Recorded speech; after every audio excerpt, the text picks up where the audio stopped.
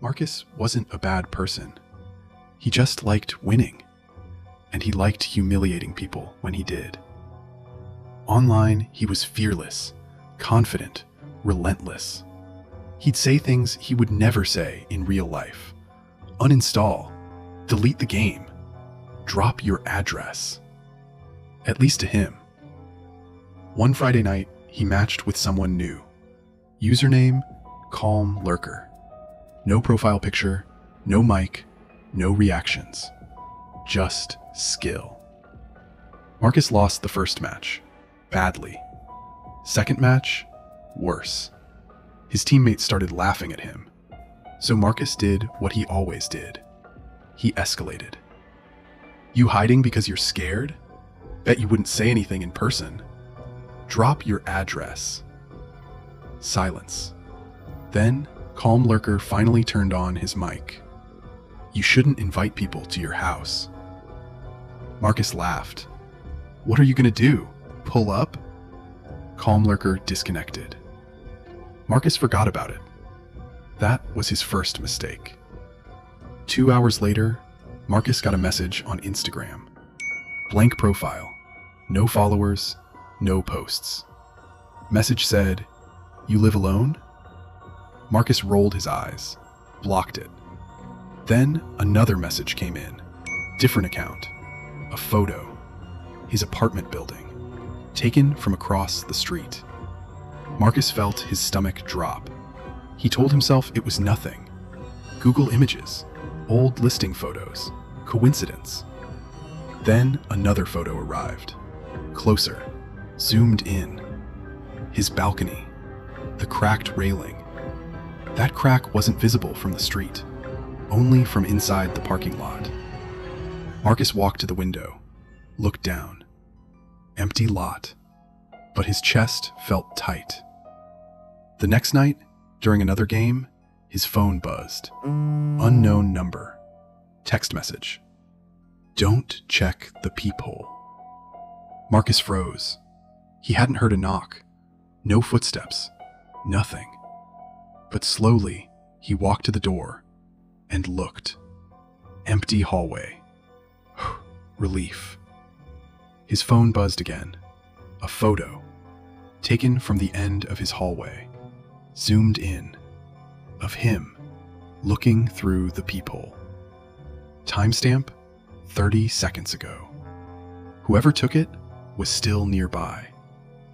He called the police. They searched the building. Nothing. No cameras, no witnesses. Probably a prank, they said. Marcus didn't sleep. The next evening, his Wi-Fi went out. No outage in the area.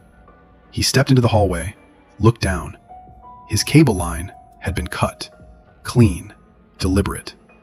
Someone had stood outside his door, long enough to do that. Quietly. Close enough to hear him breathing. At 2:13 a.m. that night, Marcus woke up because his bedroom door was closed. He always slept with it open. Always. His phone lit up. New message. You talk a lot when you feel safe. Another message. You're very quiet right now. Marcus didn't move, didn't breathe. Then he understood. This wasn't some genius hacker. Weeks earlier, someone in chat sent him a performance stat link. He clicked it. Logged in. It probably grabbed his IP. From there, city, internet provider, cross-reference usernames, social media tags, background landmarks in photos, apartment listing images. It wasn't magic. It was effort and obsession. Marcus moved out 3 days later, didn't tell anyone where, changed everything. New number, new accounts, new username. He still plays, but he never turns his mic on anymore. Not to insult. Not to argue, not even to celebrate. Because once you feel someone watching you, really watching you, you never feel anonymous again. And somewhere out there is someone who knows his old address, who knows what car he drives, who knows what time he used to log in, and maybe is waiting for him to slip up again. If you trash talk online, just remember, you don't know who's listening, and not everyone forgets.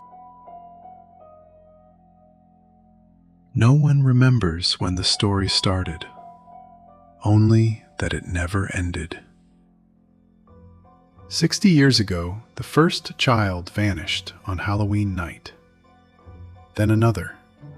Then one every few years, just often enough that people noticed, but never enough to prove anything.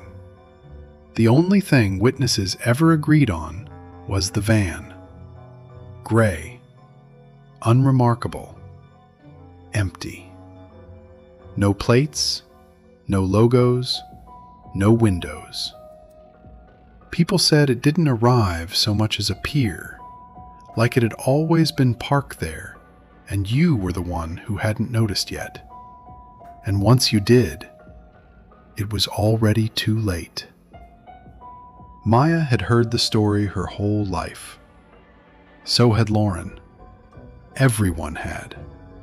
That was the worst part. When something becomes a legend, people stop treating it like a warning. "You still scared of the van?" Lauren teased, pulling her hood tighter as they walked. Maya didn't answer. The street felt wrong. Too quiet. Too still. The houses on Oak Ridge Drive were dark now. Pumpkins sagged on porches like rotting faces. Candy bowls sat overturned, abandoned. Halloween was ending. That's when it was supposed to happen. The sound came first. Not an engine, a breathing hum. Low, steady, close. Lauren slowed. "Tell me you hear that." Maya nodded. The van rolled into view. Gray, exactly as described. Not dirty, not clean, just there. It didn't use headlights. It didn't need to. It stopped behind them and waited. They could feel it, a tension pressing against their backs, like fingers testing the softness of skin. The side door clicked. Once. Maya's mouth went dry. "Don't look. They say if you look inside." The door slid open anyway. There was no interior light, but Maya could see something moving. Not shifting, not adjusting, unfolding. The smell hit next.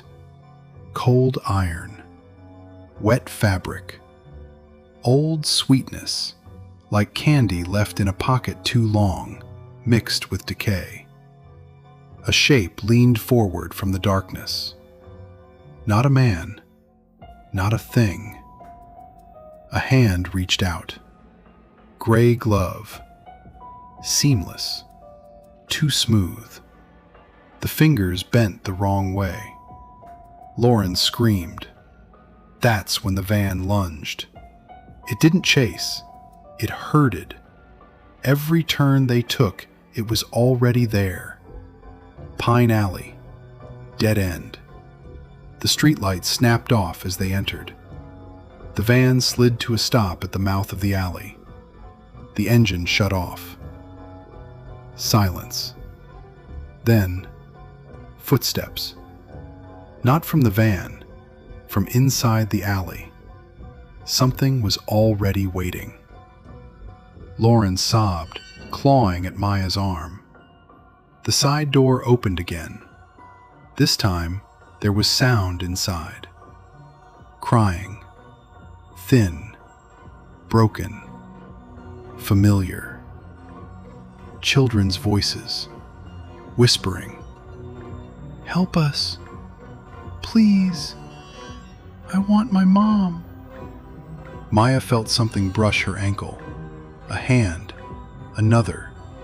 Hands everywhere. She grabbed a brick and threw it blindly.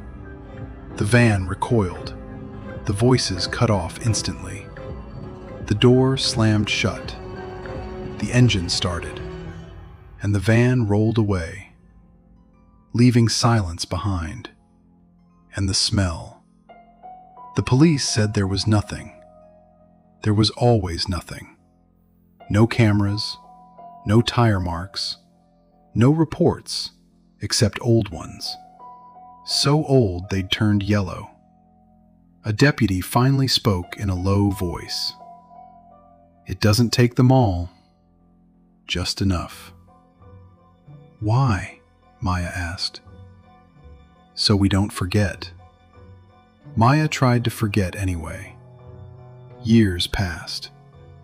She avoided Halloween, avoided back roads, avoided silence, until the night she broke down on a rural highway. The van was already there, parked ahead, gray, waiting. Her phone buzzed, a message from an unknown number. "You were supposed to come with us." The side door clicked. Once. This time, Maya didn't run, because she finally understood the truth no one ever said out loud. The van doesn't hunt children. It collects unfinished stories. And once it remembers you, it never forgets. The end.